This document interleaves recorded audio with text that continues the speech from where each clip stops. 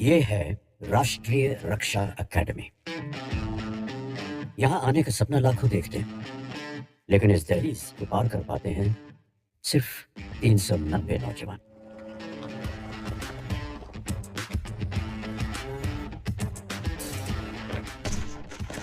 ये अकेडमी कहलाती है क्रेडल ऑफ मिलिट्री लीडरशिप।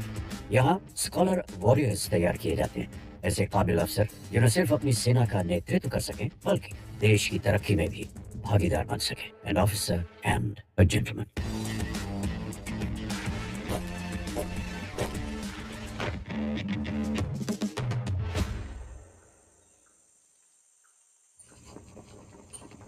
इस एकेडमी की स्थापना 1949 में हुई, जब ये जरूरत महसूस हुई कि देश में एक ही जगह पर आर्मी, नेवी, एयरफोर्स की ट्रेनिंग होनी चाहिए। एक ऐसी इंटर सर्विस एकेडमी जहां उच्च शिक्षा और मिलिट्री ट्रेनिंग साथ साथ हो। सेकेंड वर्ल्ड वॉर के बाद देश में इंटर सर्विस इंटीग्रेशन की जरूरत महसूस हुई और इसके लिए आवश्यकता थी एक जॉइंट ट्रेनिंग इंस्टीट्यूशन की, जहां तीनों सर्विसेज के कैडेट्स को ट्रेन किया जा सके इकट्ठा। इसके लिए एक ब्लूप्रिंट तैयार किया गया और जब तक इस पे चर्चा शुरू हुई तब तक भारत को आज़ादी मिली। फिर एक नए सिरे से तब के उप प्रधानमंत्री सरदार वल्लभ भाई पटेल ने इस काम की शुरुआत की। आज यहाँ पर कैडेट्स की एंट्री एक बेहद ही कॉम्पिटिटिव सिलेक्शन प्रोसेस के तहत होती है और उन्हें यहाँ हम एकेडमिक और मिलिट्री ट्रेनिंग दोनों देते हैं। हमारा मकसद है कि आर्मी, नेवी और एयरफोर्स के लिए स्कॉलर वॉरियर्स तैयार करें जो मॉडर्न वॉरफेयर में किसी भी तरह की चुनौती का सामना करने के लिए हमेशा सक्षम हो।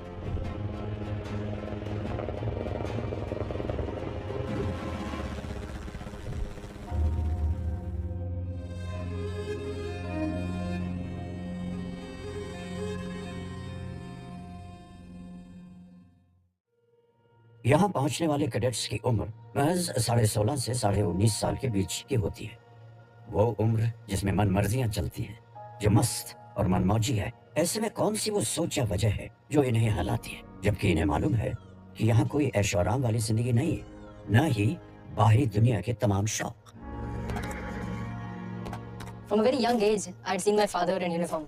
Both my maternal and paternal grandfathers had served in the Indian Army during the 71 war. If I were to think of the one thing that made me want to join the forces today, that would definitely be discipline. I feel it is the right place for me to live and express the true traits of my character, which would be honesty, self-discipline, and dedication towards duty. But whenever I see someone in uniform in the civil world and the respect that he gets, the way he carries, his elegance, and most importantly, the lifestyle, is what motivated me, and I wanted to become the first person of my community to join the armed forces. In my childhood, whenever any aircraft used to fly over my village, people used to come outside to see that flight. So I used to think when an aircraft is getting so much respect, the person who is flying it, how much respect he would get. How do you feel today when you fly? So it cannot be expressed in words. It is exceptional. वजह चाहे जो भी हो, यहाँ तक पहुँचने की एक बात पता है, इनकी सोच अलग है। ये कुछ अलग करना चाहते हैं। और कुछ तो बात है कि काफी मुश्किल एंट्रेंस एग्जाम को पास करके ये यहाँ पहुंचे हैं। लेकिन यहाँ कैसे इनकी जिंदगी बदलेगी इसका पूरा अंदाजा इन्हें नहीं होता। चलिए देखते हैं। खड़गवासला पुणे, 6 अक्टूबर 1949 को भारत के पहले प्रधानमंत्री श्री जवाहरलाल नेहरू ने राष्ट्रीय रक्षा अकेडमी की नींव यहाँ रखी। उस वक्त खड़गवासला का ये इलाका एक जंगल था, लेकिन हर लिहाज से तीनों सेनाओं की ट्रेनिंग के लिए बेहतर। यहाँ का मौसम, लोकेशन, जमीन और इलाका सभी इस एकेडमी के लिए बेहतरीन थे।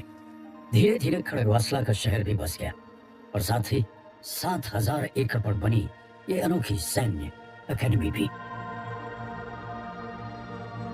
यहाँ सबसे पहले नजर जाती है त्रिशक्ति गेट पर, जिसका रास्ता सीधे पहुंचता है सूडान ब्लॉक की ओर।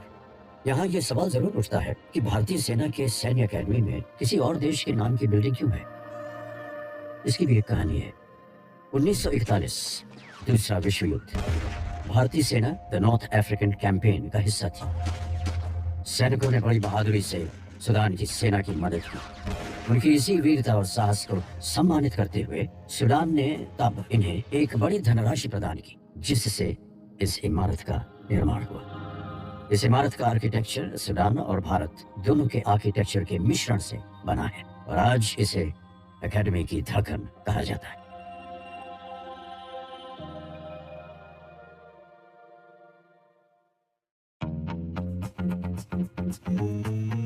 एकेडमी में कदम रखते ही सभी नौजवानों का हुलिया एक सा कर दिया जाता है। कोई किसी से अलग नहीं, एक से बाल, एक सी पोशाक और एक सी चाल ढाल। इन्हें फिर 18 स्क्वाड्रंस में बांट दिया जाता है, जो अब इनके घर बन जाते हैं। सभी स्क्वाड्रनों की अपनी अलग अलग पहचान है, जैसे अपना अलग रंग, अपना अलग झंडा, अपने अनूठे कायदे दस्तूर। साथ ही इमारतों पर इन्हें बनाने में योगदान देने वाले राज्यों के नाम लिखें। और इन्हीं कमरों में, जिन्हें कैबिन कहा जाता है, यार दोस्त बनाए जाते हैं, चिट्ठियां पढ़ी जाती हैं, मस्ती मजाक होता है, बीते दिन का ब्यौरा, अगले दिन की तैयारी और वो थकान से चूर गहरी नींद जो आती है एक मेहनत से भरे दिन के बाद। Any cadet that joins NDA is allotted one of the 18 squadrons. Here he learns everything and is taught to live and die for it. He inculcates all the officer-like qualities and lives up to the motto of Naam Namak Nishan or service before self. And I can proudly say that it is my home away from home. Pay attention, Jaguars! Ready, Jaguars! Ready, Jaguars! और यहाँ से शुरू होता है इनका NDA का सफर, जिसमें training की गाड़ी चलती है 4 पहियों पर। अनुशासन, समय की पाबंदी, कायदों का दायरा और ईमानदारी से सब सीखने पढ़ने की समझ। सर्विस स्पेसिफिक ट्रेनिंग के साथ साथ joint training, academics, physical training और लीडरशिप जैसे अहम पहलुओं पर भी तवज्जो दी जाती है, ताकि प्रत्येक कैडेट को एक योग्य लीडर के रूप में निखारा जा सके। साथ ही उच्च शिक्षा के रूप में जवाहरलाल नेहरू यूनिवर्सिटी के सिलेबस के आधार पर बीए, बीएससी और बीटेक की मान्यता प्राप्त डिग्री भी दी जाती है। एनडीए को सैन्य लीडरशिप की निर्माणशाला के नाम से भी जाना जाता है। यहाँ पे चुनिंदा कैडेट्स को हमारे प्रशिक्षक बहुत ही निपुणता के साथ सक्षम लीडर्स के अंदर ढालते हैं। लीडरशिप के 3 महत्वपूर्ण पहलू होते हैं। पहला कि लीडर क्या है, दूसरा लीडर क्या जानता है और तीसरा लीडर क्या करता है। एनडीए में हम पहले पहलू को ज्यादा महत्व देते हैं, जहां हम कैडेट्स के वैल्यू सिस्टम, उनके चरित्र और उनके लीडरशिप गुणों को और मजबूत बनाते हैं। लीडरशिप की ट्रेनिंग यहाँ कई प्रकार से दी जाती है, जैसे कि हमारे इंस्ट्रक्टर्स के अच्छे बर्ताव से प्रेरणा लेकर, क्लासरूम डिस्कशंस और केस स्टडीज के द्वारा, और सबसे जरूरी कैडेट्स के अपने दृढ़ निश्चय से, जिसकी प्रेरणा उनको एक ऑनर कोड का अनुसरण करके मिलती है। I believe that a cadet must be loyal, truthful, trustworthy, honest and forthright under all circumstances. I will not lie, cheat, or steal, nor will I mislead or deceive anyone. And take to faithfully live up to this code and to continuously encourage my comrades to do so. इस honour code को अब हर तरह से इनके दिलो दिमाग में उतारने का समय शुरू होता है। एक ऐसी ट्रेनिंग की शुरुआत जो हर तरह से इनका इम्तिहान लेती है, इन्हें तोड़ती है, मरोड़ती है, पटकती है। लेकिन इन सब के बावजूद जब ये कैडेट खड़ा होता है, तब इसका मुकाबला किसी और से नहीं बल्कि सिर्फ खुद से होता है। ट्रेनिंग यहाँ क्लासरूम या फिर ट्रेनिंग एरियाज में ही नहीं होती। उठते बैठते सोते जागते कैडेट्स पर रहती है कड़ी पकड़। कैसे? वैसे कि इंस्ट्रक्टर्स और ट्रेनर्स के साथ साथ सीनियर कैडेट्स भी जूनियर कैडेट्स को सिखाते हैं। यहाँ हल्की सी भी गलती की गुंजाइश नहीं है। यहाँ हर चीज कायदे से चलती है, फिर चाहे वो ड्रिल का अनुशासन हो या फिर कमरे में रखा सामान या एकेडमी में दिखने वाली साइकिलें, जिन्हें यहाँ बाइक कहा जाता है और जिनके अपने अलग नियम हैं। यहाँ बाइक 4-6 के स्क्वाड्स में ही चलती है, यानी जब तक 4 या 6 का स्क्वाड नहीं बनता आप इंतजार करिए या फिर बाइक लेकर पैदल दौड़िए। ये सारे कायदे इन्हें अनुशासन और फुर्ती के साथ साथ अपने टाइम टेबल पर रहना सिखाते हैं। यहाँ सब साथ साथ होता है, रहना, खाना, सोना, पढ़ना, ट्रेनिंग, यहाँ तक कि पनिशमेंट्स भी। पनिशमेंट्स को यहाँ करेक्टिव एक्शन कहा जाता है, यानी सजा नहीं बल्कि सीखने का मौका दिया जा रहा है। और तभी यहाँ के ये करेक्टिव एक्शन काफी मजेदार होते हैं। There's a funny story about punishments. That is, we don't actually call them punishments here. We call them ragda, because it is said that जितना रगड़ा उतना तगड़ा। यहाँ अक्सर आपको कैडेट्स भागते हुए दिखेंगे। नहीं, ये कोई रेस या एक्सरसाइज नहीं, बल्कि एकेडमी का मशहूर 10-10 का पनिशमेंट है, जिसमें सूडान ब्लॉक से कोंडवा गेट की तरफ कैडेट को 10 मिनट और 10 सेकंड में भागकर वापस आना होगा। भागना तो सभी को है, कुछ को अपने टारगेट के पीछे, कुछ को अपने प्राइड के लिए। So are the cadets. In my opinion, life is all about pursuit of objective, and in defense forces, military objective hold very high significance. So we try to teach and imbibe in them how to be on time, in time, and before time on the objective. That's why you'll find them running.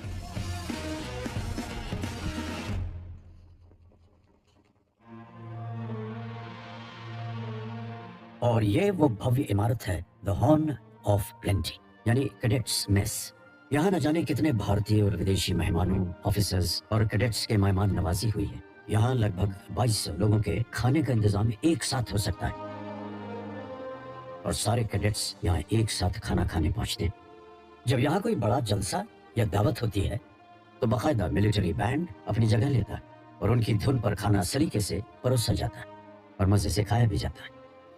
Band की धुन बदली तो साथ में खाने की plate भी। यहाँ एक खास प्लेट उन अपनों के लिए सजती है जो हम सबसे दूर हैं और युद्ध से वापस नहीं लौट सके। वो है कुछ मिसिंग इन एक्शन साथियों के नाम जो हमारी यादों में हमेशा रहेंगे।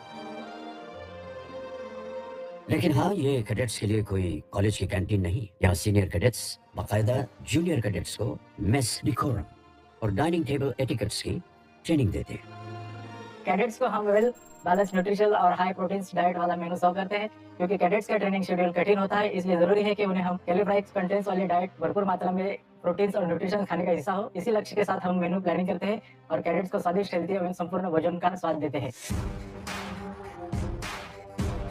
अकेडमी में आखिरी साल में इन्हें आर्मी, नेवी और एयरफोर्स की ट्रेनिंग अपने चुनाव के हिसाब से मिलती है। आर्मी कैडेट्स की ट्रेनिंग में शामिल है weapon training, map reading, field engineering और रेडियो टेलीफोन। इन्हें लड़ाई के तमाम पैतरे भी यहाँ सिखाए जाते हैं।